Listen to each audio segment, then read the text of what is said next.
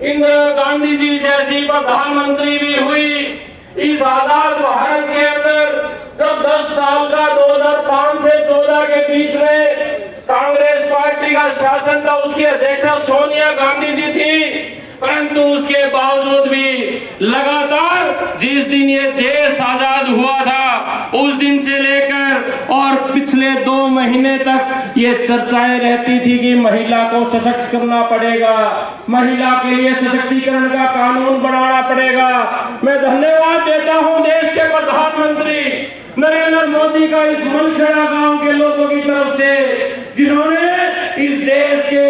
12 करोड़ लोगों तक पीने के पानी को पहुंचाने के साथ साथ 8.5 करोड़ लोगों तक, उन तक महिलाओं तक गैस के कनेक्शन देते हुए, और जो महिला सशक्तिकरण का नारा चलता था उस नारे से भी आगे बढ़ते हुए कि इस देश के अंदर महिलाओं को सशक्त भी करेंगे और महिलाएं इस देश को चलाने में हम भागीदारी करें, ये कानून पास करने का काम नरेंद्र भाई मोदी ने किया है।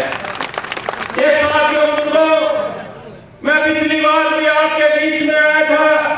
और बहुत सारे ऐसे मौके रहे हैं कि लगातार मैं मेरे मनखेड़ा के नाना नानी मामा मामी भाई बहनों से मिलता रहता हूँ। साथियों, पिछली बार भी मैंने आपके मुख्य चौक में आपसे अरदास लगाई थी, आपसे निवेदन किया था कि आप बेशक संजीव बेनीवाल से भी कोई नाराजगी है, क्योंकि परिवार में कई बार खटास भी होती है, परिवार में कई बार तू तड़ाक भी हो जाती है, अगर रसोई में भांडा खड़ा हो जाए तो कई बार खटखट भी लग जाए। बेशक ये नाराजगी अपने बेटे भाई से हो, परंतु चाइना का माल अपने घर पे मत लेके आइएगा। ये साथियों ये कहते हैं और बड़े जोर शोर से आप लोगों के बीच में चौक चौपाल में कि भैया ये लाल झंडा लेके घूमता हो, लाल झंडे से हम रेल को रोक देते हैं। इस लाल झंडे से मैंने गहलोत की गिनती हुई सरकार को रोक दिया। अरे कांग्रेस बलवान दुनिया, मैं भी ये मानता हूँ कि लाल झंडा को रेल रोक सके, लाल झंडा को गहलोत की गिनती हुई सरकार को रोक सकता है, परंतु जब 10 लाख यानी 2 कच्चा लाल पहले तो ही घूम करेंगे। एक ही इलाज है, एक ही इलाज है कि गलत दवाई देनी पड़ेगी, और ये दवाई आने वाली 25 तारीख को आप इस कमरे कांग्रेस बलवान दुनिया को देके इसके लगे हुए रस्तों को रोकने का काम करेगा। बहुत बार मैंने इसके भाषण सुने और जिस प्रकार की ओछी भाषा शैली का इस्तेमाल करता है, ये साथियों हमारे युवा साथी बैठे हैं। आजकल सोशल मीडिया का इतना स्कोप है, इतना ज्यादा विस्तार सोशल मीडिया का है कि ये युवा साथी और हमारी बहन बेटियां उसको देखती हैं। किस प्रकार की भाषा शैली आप इस्तेमाल करते हैं कांग्रेस साहब, किस प्रकार का हमारे युवाओं का भविष्य आप तय करते हैं। आपको जनप्रतिनिधि बनाने का काम इस सरकार ने किया था, आपसे ये उम्मीद थी कि आप यहाँ विकास करवाएंगे, सामाजिक सौहार्द को बना के रखने का काम करेंगे, और इसके साथ साथ आप बिना किसी भेदभाव के एक व्यक्ति के साथ अपने आप को खड़ा करने का काम करेंगे। परंतु जब से आचार संहिता लगी है, कहीं चंदन की तस्करी पकड़ी गई, कहीं यहाँ नकली डीजल की फैक्ट्रियां पकड़ी गई, कहीं यहाँ जो नशाखोरी करने वाले लोग, चिट्टे जैसे स्मैक जैसे लोग, बेचने वाले लोग यहाँ पकड़े गए, और वो पकड़े कौन गए? जो आपके चुने हुए विधायक के दाएं और बाएं हाथ कहे जाते थे। अब ये पत्रकार साथी यहाँ उपस्थित है, ये पत्रकार साथी जब उनसे पूछते हैं कि भाई आपके दाएं और बाएं लोगों को ये पकड़ा गया, तो क्या आपकी भी इसमें मिली भगत है, क्या आपकी भी इसमें शय है? तो वो इनकार करते हैं। अरे मैं पूछना चाहता हूँ कांग्रेस साहब, जब आप नहाने जाते हो बाथरूम में, तो क्या रेनकोट पहनकर नहाने जाते हो? ये कैसे संभव हो सकता है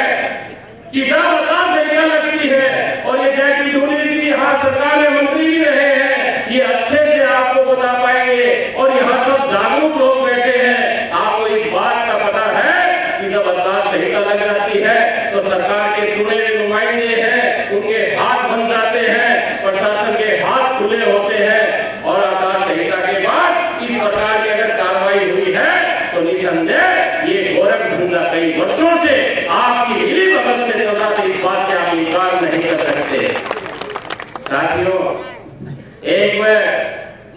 एक मैडम बालकन पूछने लगी, बोला भाई बच्चों ये बताओ कि कोई एक बिल्ली 100 चूहे खाए तो वो कैसे चलेगी? तो कोई की बोलो, कोई की बोलो। एक कोई मेरे को खड़े होके बोलो, बोले जी बिल्ली 100 चूहे खाए तो चल लो कौन जानी हो। तो भैया बोलो दुनिया तूने 5 सालों में इतने चूहे खाए हैं, ये 25 तारीख से तेरे लिए डर आ गई है। साथियों बुजुर्गों, यह आपको देखना है कि किस प्रकार के व्यक्ति को आप उनके विधानसभा में भेजने का काम करेंगे। मैं आपको एक भरोसा देके जा रहा हूं कि जिस प्रकार से जो शैली संदीप बेनीवाल जी पिछले 30 वर्षों में आपके बीच में रही है,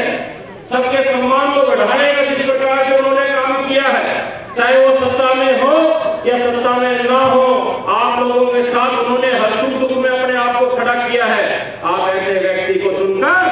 राजस्थान की विधानसभा में भेजने का काम करें और तो और सिर्फ आप यहां से जिताने का मत ना बनाएं, इसके साथ साथ राजस्थान की 200वीं विधानसभा है और 200 की विधानसभा में सबसे बड़ी जीत दर्ज करवाने का काम करें। तब हमारा ये जो संकल्प है कि हमें हर घर भारतीय जनता पार्टी को पहुंचाना है, हर घर भारतीय जनता पार्टी की नीति को पहुंचाना है, ये संकल्प तभी हम सिद्ध कर पाएंगे। साथियों बुजुर्गों, भाषण देगा जोर आपके बीच में बोलेगा और भाषण के भीतर संदीप बेनीवाल जी का बार-बार एक शब्द पे आज मैं अनिल ओलख की बात कर रहा